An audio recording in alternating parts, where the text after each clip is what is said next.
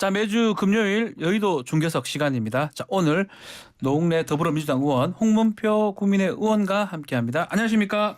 안녕하십니까? 예, 안녕하세요. 안녕하십니까? 예, 반갑습니다. 네, 뉴스킹 새롭게 이렇게 하게 됐습니다. 감사합니다. 잘 부탁드리겠습니다. 아주 좋은 코너이기 때문에 이번에도 좀 부탁을 드리고요. 바로 질문 좀 드리겠습니다. 지방선거 이제 지금 대진표는 만들어지고 있는 것 같아요. 근데 이제 이런 얘기가 자꾸 나와요. 명심, 윤심, 마음심자 계속 나오고 있는데 이재명 또 윤석열 당선인 대리전이다 지방선거가. 이런 얘기는 좀 어떻게 보십니까, 의원님? 명심, 윤심이요. 네. 예? 그러게요. 지방선거 나오는 분들이 이렇게 막 부추기는 거 아니에요? 명심, 문심 있는 것처럼. 이렇게. 뒤에 누가 있는 것처럼. 그렇죠. 그러니까 더더욱 그런 말이 나올 수밖에 없는 거 네. 아니겠습니까? 근데 이런 정치는 우리가 지금 여야 공이 우리 저 후보자들이 통합의 정치 하자는 거와는 거리가 좀 있는 거죠. 네. 그러니까 당의 정치로 보면 이건 힘의 정치, 진영의 정치를 하겠다 이제 이런 얘기밖에 안 들리는데 이런 이 기득권 정치 행태 네. 이제는 역할이 난 이제 끝났다고 보는 거고요. 그래서 이제는 국민들이 네. 이제 이거는 확실하게 평가해 줄 거다. 이거 속지 않을 거다. 저는 이렇게 봅니다. 그래서 지금 어찌 됐든 간에 지금 이제 대선 끝나고 3개월 만에 그렇죠. 지방선거가 열리는 거고요. 예. 대통령 취임하고 3주 만에 또 맞습니다. 열리는 선거지 않습니까? 그렇다면 당연히 그냥 액면상으로 보면 국민의힘이 유리하게 이 국면이 가져갈 거다 이렇게 보이지만 네. 이번에는 이례적으로 지금 당선인에 대한 기대치가 좀 높지 않습니다. 다른 대통령 당선자 취임 전후에 지금 그 국정 기대치 보면은 70%대였죠. 네. 네. 80%대 됐는데 지금 윤석열 후보는 50%대 아닙니까? 네, 이런 면에서 또 더더군다나 이 대통령 집무실 이전하는 거 네. 이거 옮길 만한 일이죠. 근데 너무 무리하게 졸속으로 하다 보니까 국민들 이제 부정적인 거고요. 그래서 예전 같았으면 대선을 이긴 쪽에서 지방선거 쓸어가는 쓰나미처럼 이제 네. 압승하는 것이 매우 유리할 일반적이었는데 것인데. 이번에는 좀 상황이 다를 수도 다를 있겠다. 것이다. 이렇게 좀 볼 수 있겠고요. 네. 아마 대선 초박빙의 대선 2라운드 네. 이렇게도 한번 그러니까 또 예상할 수 있다. 이렇게 대선 2라운드라고 하기 때문에 결국은 윤 또 이 명이라고 그러더라고요. 명, 윤심, 명심. 그래서 또 그 얘기가 나오고 있는 것 같기도 하거든요, 의원님. 근데 이 문제는 네. 지금 노 의원 말씀대로 대선 끝난 지가 얼마 안 되니까 그 분위기에 따라서 여당이 유리할 것이다. 네. 즉 이번 대통령 선거에서 승자가 유리할 것이다 하는 것인데 저는 이게 냉정히 보면은 대통령 선거는 전 국민 상대 선거였습니다. 그렇죠. 이번 6월 1일 선거는 지방선거예요. 네. 그 지역의 특성과 그 개개인이 거기에서 성장하고 자라고 배경 또 지역 문제 이런 걸 누가 얼마만큼 잘 다루느냐에 따라서 네. 승패가 있는 것이기 때문에 저는 그렇게 명심이냐 윤심이니 그런 논리로 가는 것은 안 맞는다. 그러나 이제 대선 분위기는 분명히 있습니다. 분위기를 가져갈 것이다. 그래서 좀 유리한 거는 사실인데 네. 그러나 냉정히 보면은 이건 지방선거다. 대선과는 좀 다르다. 이렇게 평가할 수 있겠습니다. 지방선거는 사실 인물 위주의 선거이긴 그렇습니다. 합니다. 네. 김은혜 의원이 출마하는 거 이거는 어떻게 보십니까? 저는 우리 당으로서는 최선의 방법이라고 봅니다. 왜 그러냐면은 마라톤도 그렇고 예. 혼자 뛰는 것보다는 같이 열심히 치열하게 해서 거기서 1등한 사람이 본선에 가서 좋은 성적을 내는 것이 우리 지금까지 모든 선거에서 그랬듯이 전 김은혜 의원이 이번에 아주 닭고수로 우리 당내에서 나온 것은 잘한 일이라고 생각합니다. 그러니까 김은혜 의원 출마 관련해서는 당선인의 의중이 실려 있을 것이다 이런 얘기는 많거든요. 예, 그렇게 보이지 않습니까? 저는 그렇게 보이는데 어떻습니까? 우리 이제 김은혜 우리 이제 후보가 된다면 네. 우리 MBC 후배기도 하고 네. 환영할 일이기도 하지만 네. 이게 경기도라는 게 그냥 광역단체가 아니잖아요. 네. 최고로 지금 큰 이제 지자체장이 되는 거고요. 그래서 이 인수위 대변인직을 하다가 갑자기 경기지사로 지금 대변인직을 그만두고 간다. 네. 그러면 여기에 그 당선인의 의중이 반영되지 않았겠느냐 하는 이제 생각을 하게 되는 거고요. 그렇죠. 그렇다고 당선인이 아무 보고도 안 하고서 나 이거 때려치고 거의 납득이 나가겠다 이렇게 하기는 자연스럽지 대변인 않죠. 하는 사람이 그만하겠다고 그냥 한다고 받아들이기도 어렵고요. 그렇죠. 예. 그래서 이거는 그냥 반대하지 않았다 하는 것만 갖고도 그냥 놔둔 것만 갖고도 이거는 윤심이 좀 작용한 게 아니냐 이런 이제 추측이 가능한 거고요. 네. 잘은 몰라도 김은혜 의원이 겉으로는 윤심 아니다 이렇게 얘기하지만 뭐 그렇게 부정하면서 속으로는 웬 윤심이 아니야 윤심이야라고 한번 얘기하고 싶지 않을까라는 이렇게 생각이 드는데요. 네. 예. 그런데 이 부분은 네. 한 말씀 보탠다면 예. 이 김은혜 의원이 상당히 아주 정치력 있고 감각이 있는 그런 의원이신데 네. 특히 그 국민의 공분을 샀던 대장동 문제의 네. 저격수였거든요. 그래서 이제 경기도 아니라 이 대한민국 국민들을 소시 그 뭐라고 그럽니까 그 현장에서 불만이랄까 그 국민들이 그 공분을 사는 그것이 대장동이었다. 그 대장동의 저격수가 김은혜다. 이제 이런 등식에서 조금 꿈은 꾸고 있었어요. 그래서 이제 이건 뭐 좀 대통령이 무슨 뭐 이야기를 해서 뭐 나가고 안 나가는 것은 조금 좀 잃는 판단이라고 봅니다. 알겠습니다. 자, 윤심 얘기했으니까 명심 얘기도 좀 하면요. 네네. 송영길 전 대표 또 그리고 뭐 많은 분들이 이재명 지사 얘기를 계속 하고 있어요. 상임고문 얘기를 하고 있습니다. 송영길 대표도 이재명 고문하고 뭐 관계성 때문에 나온다 뭐 이런 얘기도 하고 있는데 이 명심 민주당의 명심 이건 어떻게 보십니까? 글쎄 그것도 뭐 그 이재명 측근들 두 사람이 뭐 찾아가서 그 절에 찾아가서 얘기를 했다고 합니다. 뭐 이런 얘기가 이제 이렇게 네. 시작이 되는데 그것도 뭐 거기다 갖다 근거를 붙이면 뭐 근거는 되겠죠. 네. 근데 저는 이제 송영길 대표 정도 되면은 그래도 국내 정치 지도자의 한 분인데 자기 나름대로 판단을 했을 것이다. 그래서 이제 했다면은 네. 이제 먼저 이야기를 조금 좀 자기가 실수한 게 있거든요. 모든 공직에 책임을 지고 물러난다. 예, 그래놓고 또 돌아서서 또 다시 나오는 이 모습은 그렇게 당당한 모습은 아니라고 봅니다. 네. 우리 노웅래 의원님은 이제 같은 당이니까요. 예. 약간은 논란도 있었어요. 뭐 후한무치라고 얘기하는 쪽도 있었고요. 뭐 후한무치가 뭐 우리 이제 현실 정치의 최고의 덕목이라고 하는데 그 최고의 덕목이 되면 안 되죠. 그러니까 우리 정치가 이제 정치 개혁이 되면 후한무치 한 사람은 정치에서 확실하게 퇴출해야 되는 거 아닙니까? 네, 근데 맞습니다. 아직까지는 후한무치가 최고의 덕목인 거는 사실인 거고요. 예. 하여튼 뭐 이렇게 또 일부 그룹에서 그룹을 져갖고 맞습니다. 또 서울 그 저 시장 선거와 직접 관련이 없는 분들이 이렇게 막 또 경고장을 내고 막 이런 거는 아마도 그냥 직접적으로 보면 당으로 보면 네. 당의 주류 세력이 지금 이게 개편되는 거 아닙니까? 네. 이 이제 주류 세력 그 개편 과정에서 생기는 위기 의식의 발로가 아니냐 좀 네. 이런 생각을 해보는 거고요. 네. 이게 그룹별로 이렇게 해서 서울 의원과도 관계 없는 사람들이 이렇게 한다는 건 그리고 출마가 된다 안 된다 뭐 이렇게 이렇쿵저렇쿵 하는 것은 사실상 이해하기가 좀 어렵죠. 솔직히. 예? 시장 선거에 출마하겠다고 나서지도 못하면서 그 전 당대표가 국민 시각에서는 명분이 별로 없죠. 예? 그렇다 하더라도 대안도 없이 비판하는 건 난 무책임하다 이렇게 무책임하다. 이제 예. 보는 거고요. 송 대표 출마 뭐 국민 입장에서 보면 솔직히 이거 명분이 있습니까? 그렇게 큰 명분전이 있다고 보진 않지만 네. 그렇다고 출마할 사람도 없는 상황에서 무조건 비난하는 거 아하. 이거는 좀 또 아니라고 보는 거고요. 네.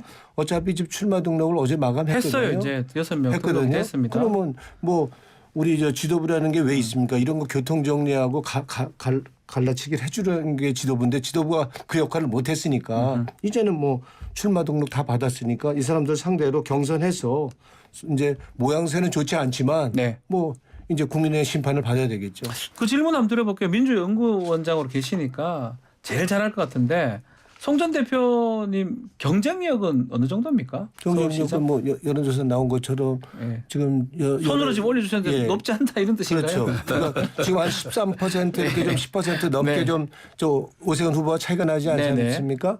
그런데 그렇다고 그런다면 지금 액면상으로는 네. 좀 차이가 있는 건데 그러면 지금 대안도 없다 그런다면 나올 사람이 나와야지 한번 붙는 거 아닙니까? 네. 그 나오지 않는 사람이 할 수는 없는 그렇다고 우리가 서울시장 후보 내지 않고 안 낼 수는 없는 거고요. 네. 이제 그래서 아주 뭐 궁여지책이라고 할까요? 정말 아주 뭐 방법이 없어서 이제 전 대표가 큰 명분은 없지만 이제 나서겠다고 총대를 맨 건데 네. 일종의 부소식을 하겠다고 나선 건데 좀 우리 당의 한계고 꼭 그렇긴 하지만 네. 해봐야지 어떡합니까? 해봐야 된다. 뭐 이제 출마 대상자 마감도 했으니까. 자, 그거 맞아 물어볼게요. 지금 김진애 전 의원 그리고 박주민 의원 또 정봉주 전 의원 등등 6명이 도전을 내밀었더라고요. 네. 경선의 흥행은 좀 어떻게 예측이 됩니까? 그렇게 이제 뭐 우리 김진애 의원님도 네. 나왔지 않습니까? 네. 김진애 의원님도 뭐 우리 건설 우리 도시공학의 예, 아주 전문가시고 우리 예. 정봉주 의원도 출마를 결심했다가 그 이상한 뭐 저기 네거티브에 휘말려서 고생을 했던 분이고 근데 하여튼 능력 있는 분이니까 아마도 우리 또 박주민 의원도 우리 젊은 의원으로서 네? 기대가 되는 의원이니까 한번 해볼 만하다고 봅니다. 경선 흥행이 된다면 해볼 만하다. 뭐 그럼에도 저는 그 문제에 대해서는 지금 뭐 남해당의 얘기를 왈가왈부하기는 좀 싫습니다만은 이왕 이 얘기가 나왔으니까 지금 송영길 의원 외에 뭐 4분, 네. 3분 이렇게 거론되는 분들은 좀 초등학생이 대학교 가는 그런 입장이라 이렇게 보기 때문에 조금 더 구체적 초등학생이 대학교 초등학교 간다. 정도의 소위 국민정서나 예. 갖고 있는 정치력이 대학교 간다고 하는 그런 격이다 하는 생각을 갖고 흥행이 저는 되지 않을 거라 이렇게 생각을 근데 갖고요. 그분들이 들으면 좀 기분이 나빠도 그건 뭐 박주민 의원도 지금 재선 현 상황이 그러니까 예. 그렇고 두 번째는 우리 노 의원 말씀대로 이 당대표를 해서 대선 패배를 했는데 네. 명분이 없잖아요. 그래서 그러고 또 더 중요한 것은 얼마 전에 이 서울시장 이거 성추행으로 해서 보궐선거를 해서 네. 또 참패를 했지 않습니까? 이번 대선에서 또 서울에서 참패를 했어요.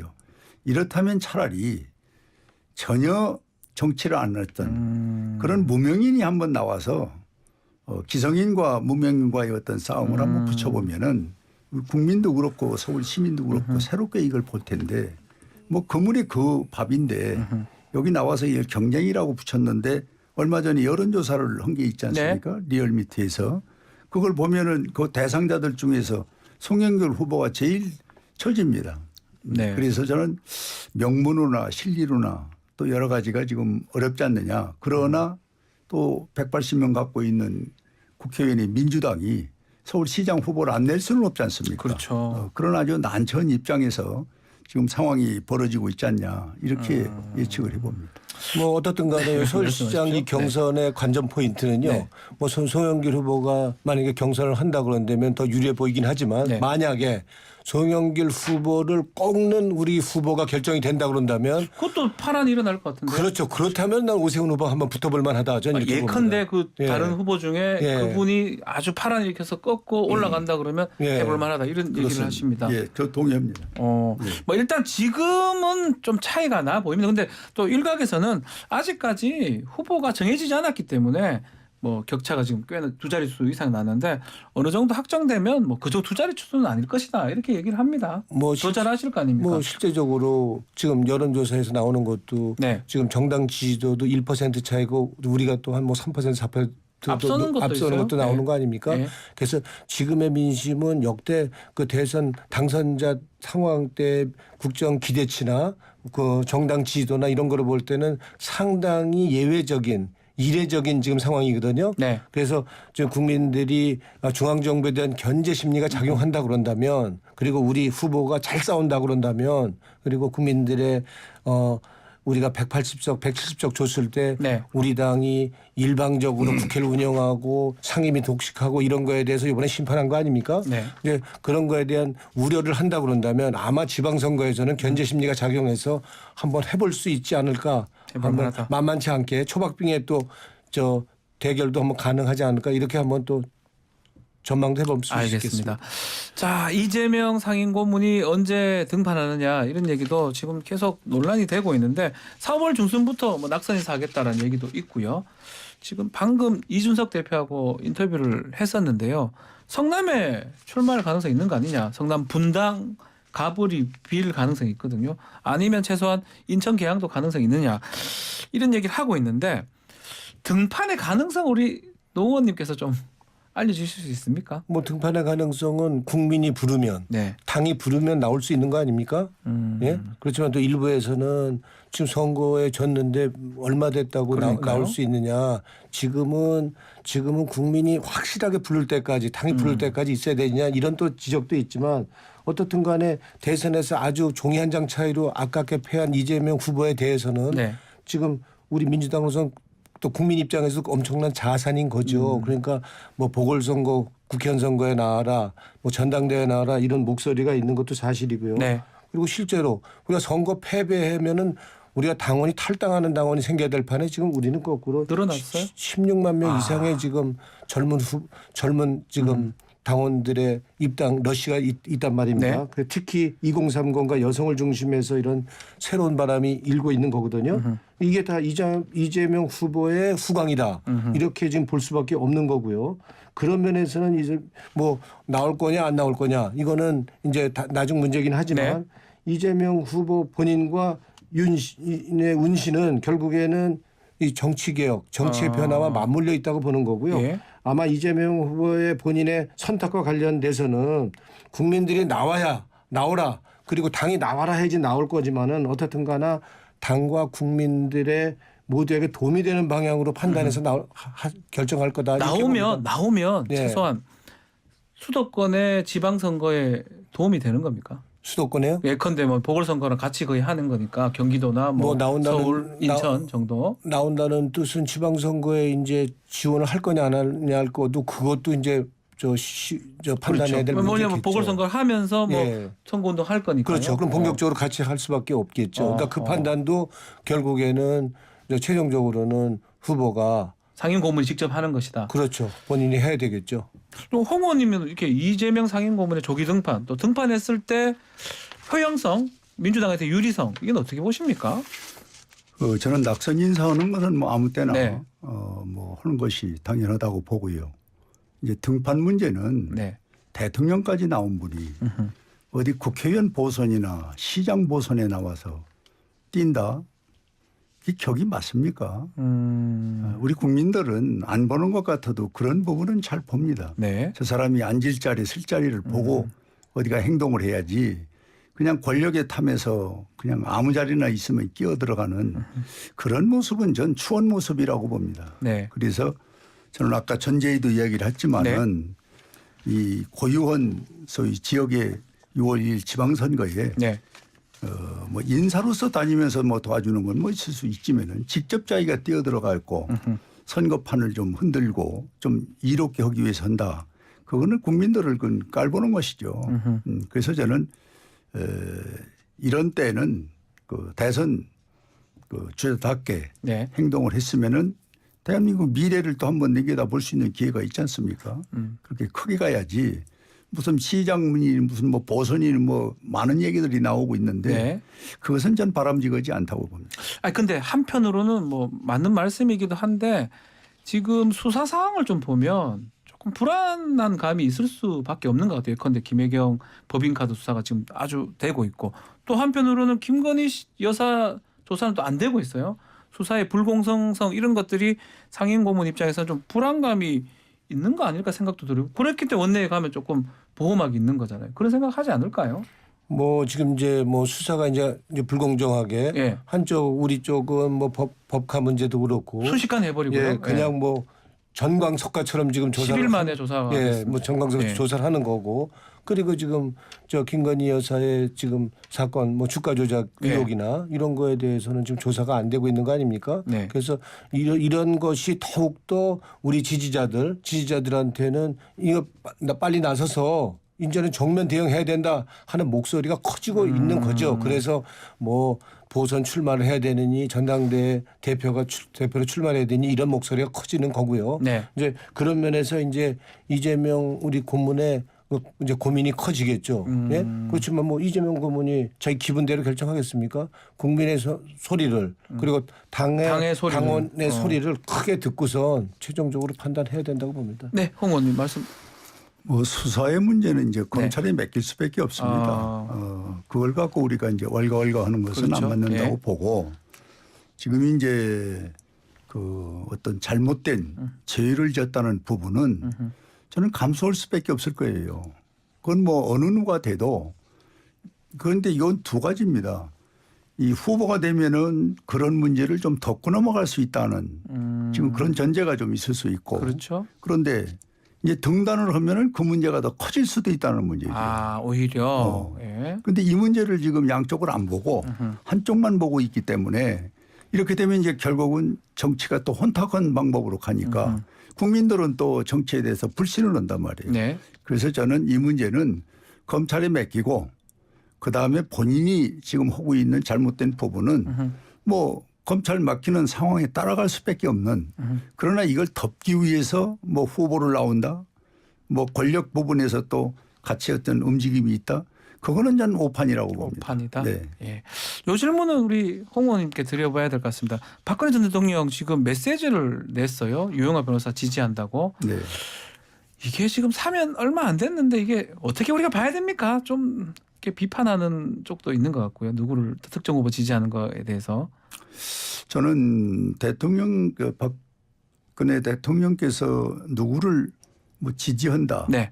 그것은 좀 이르다고 봅니다. 아, 네. 시간상도 그렇고. 예. 예, 그분께서도 뭐 여러 가지 이제 옥고를 치르고 나오셔서 국내 정치 또 현실 상황, 지역적인 문제 이런 걸 좀 면밀히 한번 좀 검토를 해보시고 그리고 이제 천천히 해도 될 텐데 네. 이걸 뭐 꼭 특정인을 어떻게 뭐 도와라 이런 것은 조금 저는 지나치다 그렇게 생각을 합니다. 대구 같은 경우는 박 전 대통령의 입금이나 영향이 아직까지 크거든요. 네. 그런 것 때문에 지금 유영하 후보, 유영하 변호사 지지를 하고 또 효과를 노리려고 하는 거 아닌가 생각도 드는데요. 그러게요. 유영하 후보는 좀 좋겠어요, 진짜로. 좋을까요? 아마 대구 시민들이 난 그렇게 과거처럼 네. 뭐 박근혜 대통령이 한마디 한다고 그래서 지지선언 한다고 그래서 난 그거를 그대로 수용할 우리 대구 시민은 아니라고 봅니다. 네. 이제는 그런 시대가 아니잖아요. 뭐 지금 이제 다시 말하는 이제 지역주의를 또 이용해서 네. 상황 정치하겠다 뭐 이렇게밖에 안 보이는 거고요. 네. 실제로 이제 옥고에서 이제 교도에서 나올 때도 그렇죠. 정치재개의 의사를 간접적으로 비치지 않았어요. 후임 후배 얘기하면서. 예, 뭐 이제 예. 그동안 오랫동안 쉬셔서 그런지 몸이 근질근질해서 그런지 뭐 그렇게 하고 싶은 거는 뭐 개인의 자유이긴 하지만 네.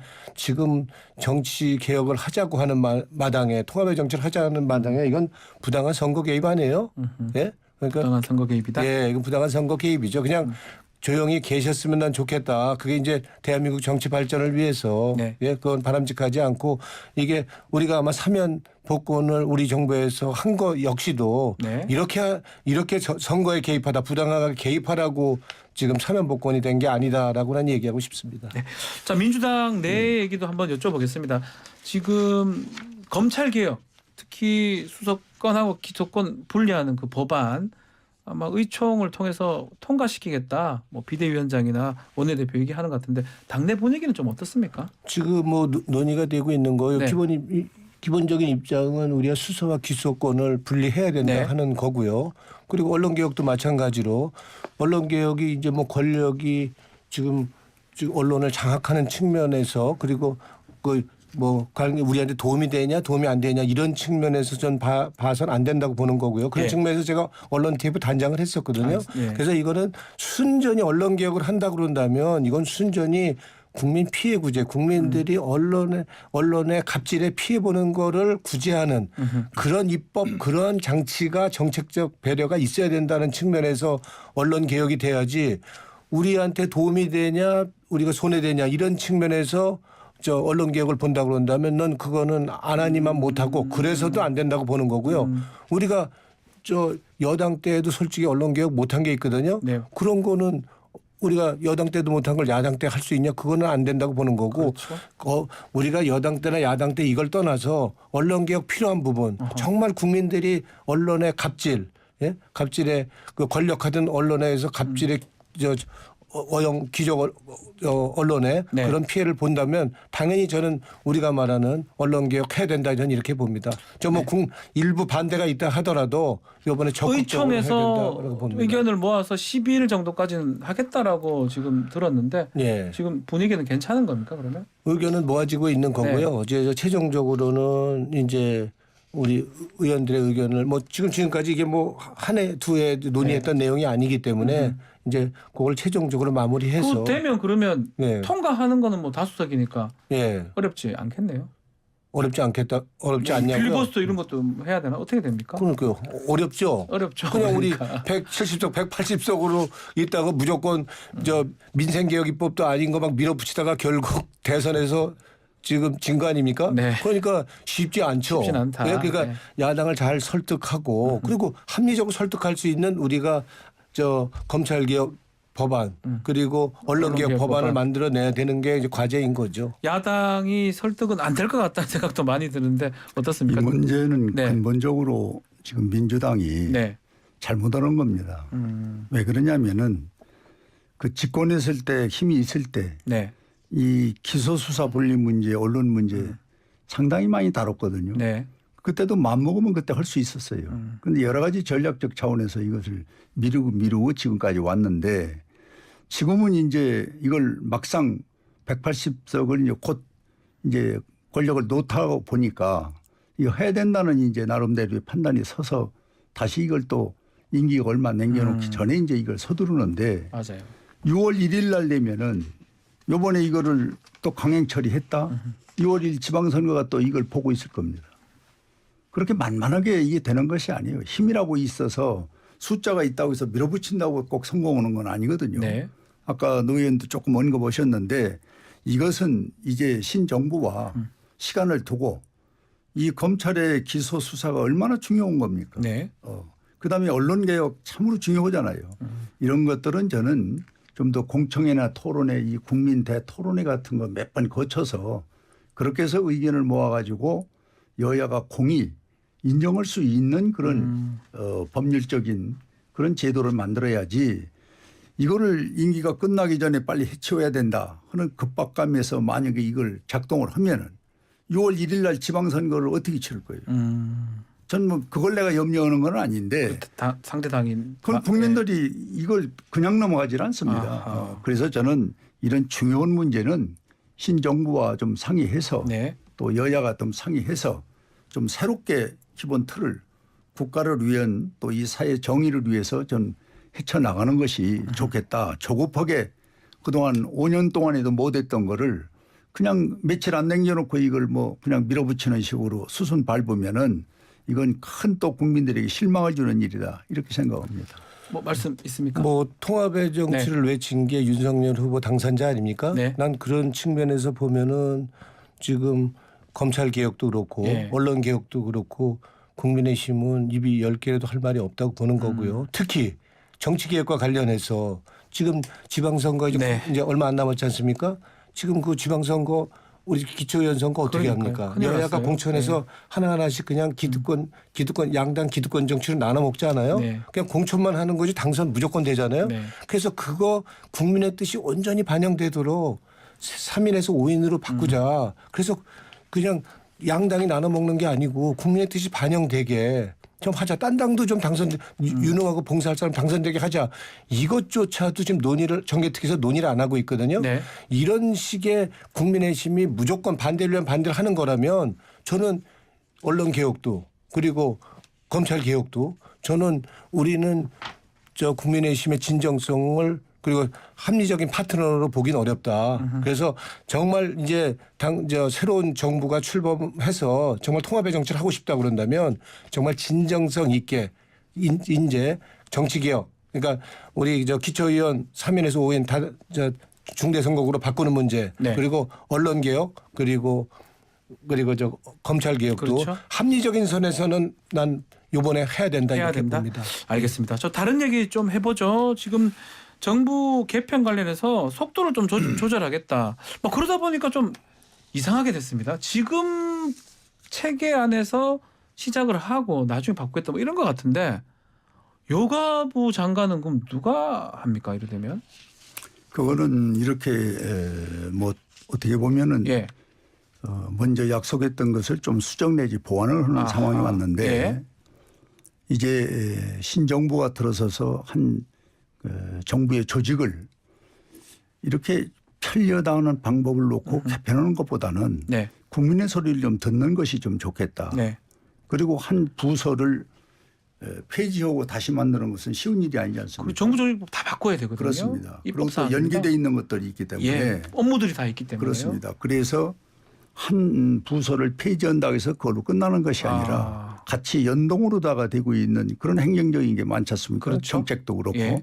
그래서 그럴 바에는 좀 더 차분하게 이 문제를 좀 국민의 소리를 듣고 또 국민의 이야기 반응도 보고 이러면서 해나가는 것이 좋겠다고 아하. 그래서 조금 수정을 한 것입니다. 속도 조절론이라고 봐야 되겠네요. 그렇게 봐야 되겠죠. 네. 뭐 어떻게 이게 뭐 그게 잘 한 겁니까? 그러게 속도 조절론이 맞습니까? 하여튼 뭐 네. 당선되기 전에 공약을 했다 하더라도 아닌 거는 지금이라도 걷어들여야죠. 왜? 그래서 지금 여성가족부가 사실상 기능이나 역할 측면에서 제대로 역할이 못한 부분이 상당히 있어서 이렇게 된 거 아닙니까? 네. 이런 지적이 나오는 거 아닙니까? 그렇다면 기능과 역할에 대해서 기능과 역할 자체를 없앨 수는 없는 거 아닙니까? 그러면 보완하는 건 필요하고 그리고 없애면 없앤 이유를 얘기하면 되는 거죠. 네. 근데 이 문제가 이렇게 이제 이렇게 나온 이유가 사실상 대선 지금 저 선거 과정에서 7글자 공약이었잖아요. 여성가족부 폐지. 요게 지금 사실상 대선 과정에서 좀 저 국민의 심정에서 재미를 좀 본 거 아닙니까? 이 네. 남녀 갈라치기를 해서. 근데 그거는 그래서 재미를 봤다 하더라도 이제는 국가를 운영하는 입장이 된다면 이제는 그런 식으로 국가 운영을 해서는 안 된다고 보는 거고요. 아니 만약에 지금 여성가족부 폐지한다고 그런다면 일단 그 부처장관 임명했다가 다시 이거 어떻게 할 건지. 그러면 이상하게 됩니다. 그냥 지금 이 그대로 여성가족부 장관이 임명한다면 존치 않은 거로 봐야 되는 거 아닙니까? 근데 이걸 만약에 존치 안 하고 이걸 없앤다. 그러면 우리 이제 행정의 기본적인 그 신뢰 원칙에 위배되는 것이죠. 그러니까 이게 굉장히 지금 이러지도 못하고 저러지도 못하는 상황 같은데 대선 때 공약했어도 아니면 우리가 뭐 그거 바꿔도 덮으면 된다 되는 거 이거니까. 아닙니까? 뭐 대선 공약 다 지킬 수 있습니까? 네. 국민한테 사과할 건 사과하고 그리고 꼭 그렇게 여성가족부 폐지가 필요하다고 그런다면 이유를 대고 하면 되는 거 그러는 거지 네. 뭐 어정쩡하게 이렇게 하는 거는 책임 있는 자세 아니다 이렇게 봅니다. 자, 요 얘기로 한번 질문을 뭐 이제 인사 지금 10일 날 뭐 발표 날 것 같은데 홍 의원님 축산부 장관, 농림축산부 장관 유력하다는 기사를 봤습니다. 지금 말씀이 없으십니다. 글쎄 저는 그렇게 많이 안 봤어요. 저는 제 눈에도 그렇게 많이 띄었다. 근데 이게 제가 이런 질문 드리면 조금 네. 답변 안 하셔도 되는데 네. 언질 같은 거 벌써 언질을 받으신 건가? 질문 안 하셔도 네. 되긴 합니다. 받으셨나요? 그렇죠. 인사 문제는 네. 홍문표 선배한테 물어보시면 안 되죠. 근데 네. 저희들이 보기에는 상당히 유력한 걸로 자, 보이는 그러면 거고요. 인사청문회 하면 민주당은 네. 협조합니까 안 합니까? 협조요. 예. 홍문표 의원님 같은 경우라면 그건 뭐 대찬성으로 우리가 박수 쳐야죠. 자, 왜냐하면 일단 전문가고 네, 최고의 전문가고 네. 뭐 흠결 없는 분이라는 건 여야가 다 아는 거고 네. 그렇다면 우리 당연히 그냥 통과시켜야 되겠죠. 이런 약속을 지금 해주시는 이제 거. 그렇지만 지금 이렇게 지금 당선자가 지금 후보 장관 이렇게 몇몇이 거론되는 사람 보면 좀 우려하는 면이 있습니다. 선거 검증하겠다라고 예. 민영배 의원이 밝혔습니다. 예, 근데 여기 보면은 너무 이 보수적인 성향의 새 정권이라 하더라도 네. 너무 보수적인 사람만 오면은 나라의 균형이 맞지 않고요. 특히 외교 같은 분야는 네. 특히 그렇지 않아요? 네. 우리가 대북 관계나 대중 관계를 생각한다 그런다면 우리 김대중 대통령 때 그걸 좀 벤치마킹할 필요가 있다고 봅니다. 보수 정권 때 우리는 대북 문제, 대중국 문제가 더 확실하게 성과를 냈거든요. 네. 그래서 그런 것도 해서 강인덕 장군 가장 아주 보수적인 사람을 통일부 장관을 시켰어요. 맞습니다. 그래서 균형을 잡으면서 야당의 협조를 이끌어냈거든요. 네. 그러니까 이런 면도 고려해서 아하. 좀 새로운 장관들은 좀 발상회전한 역발상을 해서 한다 그런다면 우리 윤석열 정부 난 엄청난 대북 관계의 성과, 대중 관계의 불안 이런 거를 없앨 수 있다라고 저는 생각합니다. 뭐 어쨌든 간에 홍문표 의원님의 농림축산식품부 장관 후보는 민주당에서 적극적으로 협조하겠다라고 저는 그 답 문제에서 주셨습니다. 한 말씀 드린다면은 네, 시간이 없어서 짧게 해주셔야 될 것 같습니다. 윤석열 죄송합니다. 정부는 실무형 네. 그리고 이제 전문성 또 국회 여야의 협치 네. 그다음에 이제 국민의 소통 이 네 가지 원칙을 놓고 이번에 네. 장관 내지는 이제 부총리를 그렇죠. 임명하는 것 같습니다. 예. 그래서 거기에 기준점을 두고 잘 하겠습니다. 알겠습니다. 자, 여의도 중계석 여기서 마무리를 해야 될 것 같습니다. 자, 노웅래 더불어민주당 의원 홍문표 국민의힘 의원과 함께했습니다. 감사합니다. 고맙습니다. 고맙습니다. 고맙습니다. 다음 주에 뵙겠습니다.